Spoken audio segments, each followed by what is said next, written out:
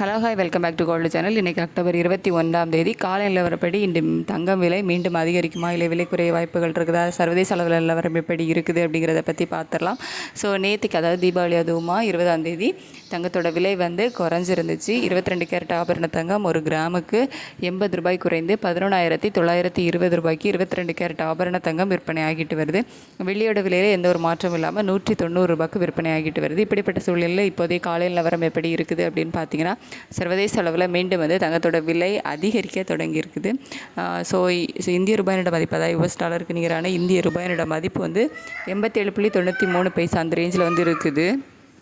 So இதெல்லாம் வச்சு பார்க்கும்போது இன்றைக்கி மீண்டும் தங்கம் விலை அதிகரிப்பதற்கான வாய்ப்புகள் தான் இருக்குது. எவ்வளோ ரூபாய் வரைக்கும் விலை அதிகரிக்கலாம் அப்படின்னு பார்த்தீங்கன்னா, ஒரு 150 ரூபாயிலிருந்து 200 ரூபாய் வரைக்குமே விலை அதிகரிப்பதற்கான வாய்ப்புகள் தான் இப்போது நிலவரப்படி இருக்குது. இன்னும் 1 மணி நேரம் டைம் இருக்குது. அதில் அப் அண்ட் டவுன் மாறுவதற்கான வாய்ப்புகளும் இருக்கும். ஆனால் இன்றைக்கி தங்கம் விலை அதிகரிப்பதற்கான வாய்ப்புகள் தான் அதிகமாக இருக்குது.